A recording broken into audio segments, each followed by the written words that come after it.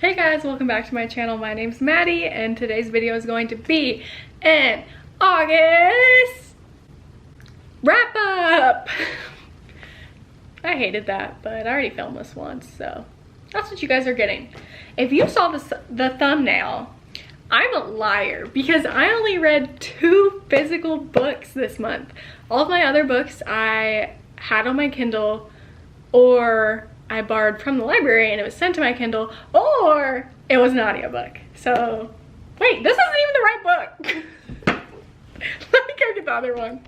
Okay, so these are the 2 physical books I actually have, but don't worry, I'll show you the cover on the screen of the books I read. Starting off, I believe I finished this book on August 1st. Actually, August 2nd. I finished What Happens After Midnight by K.L. Walther. I had such high expectations for this book because of the other book by this author, The Summer of Broken Rules. I loved The Summer of Broken Rules. It was the perfect young adult romance with fun in it, if that makes sense. It doesn't.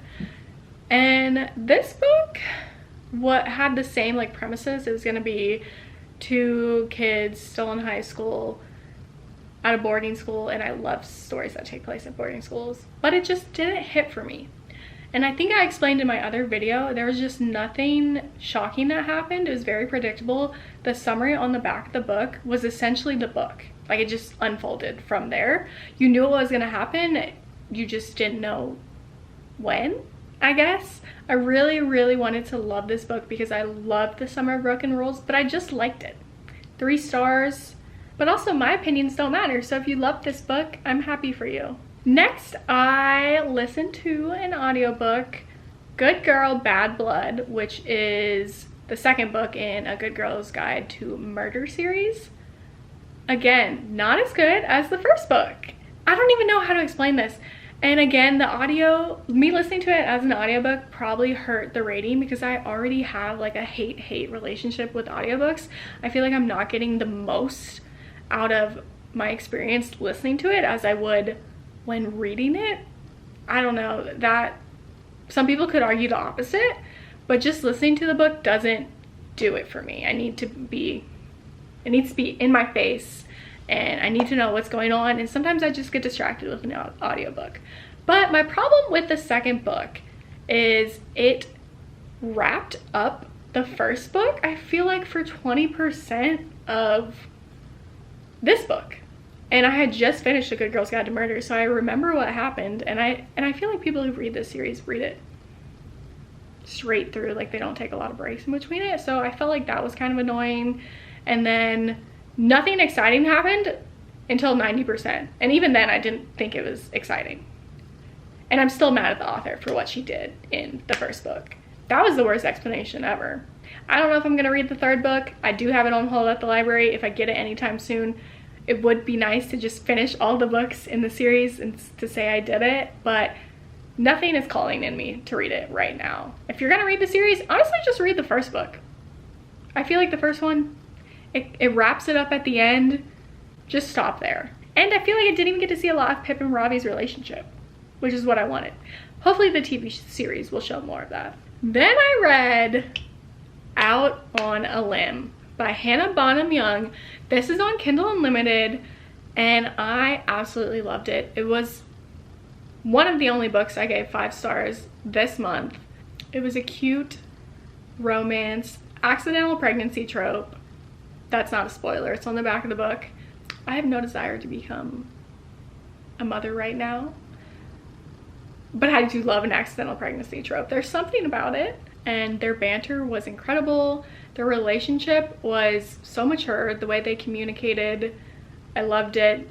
The ending was beautiful. And yeah, I would recommend this set to anyone. Then I actually forgot I read these because it was just a blur. Then it was August 3rd, and Heartstopper season 2 came out on Netflix, and I watched the whole series in a day, and then I reread all of the books, which they are graphic novels, but you can see that there are words on the pages. I only have the first one, but I reread the rest of them online. You can still read them free online because that's where they were originally published. And then now that I'm thinking about it, I also did listen to another audiobook.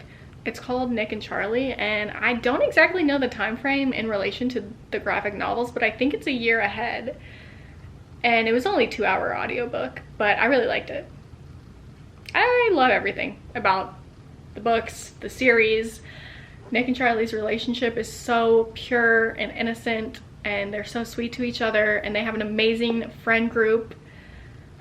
There's truly nothing like it. Truly nothing like it, and I will never be the same. The soundtrack was amazing for the TV series. I need season 3 to come out right now, but also I don't need it to come out because my heart will break into a million pieces. Anyways, I did reread all 4 of the books and then the audiobook. I'm confused on Alice Oseman's books because I know she has, like, the other characters that are in the series, they all have their own book, but I don't know what order to read them. I'm confused, but I'm eventually going to read them all. Then switched it up and I read a thriller from the library, which I borrowed on my Kindle, and it was A Flicker in the Dark by Stacey Willingham, my first Stacey Willingham book, and I really liked it. I gave it 4 stars. My only complaint is that it had an unreliable narrator, and so that was kind of annoying. And I can't remember the last time I read a book with an unreliable narrator. Did I just say that right? I really enjoyed it.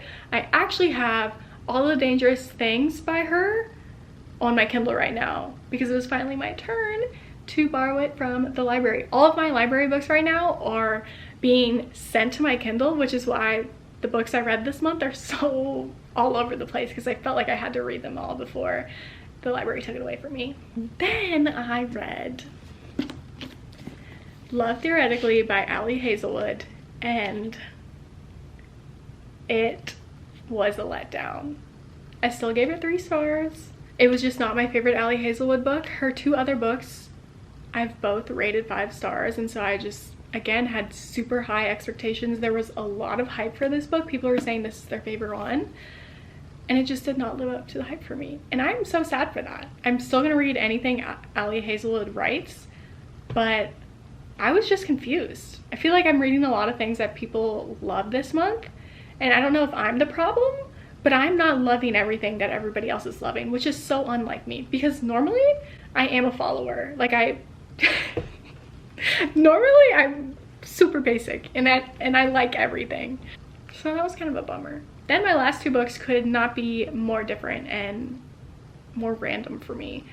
I read Spare by Prince Harry from the library, switching it up, little nonfiction book, and I really liked it.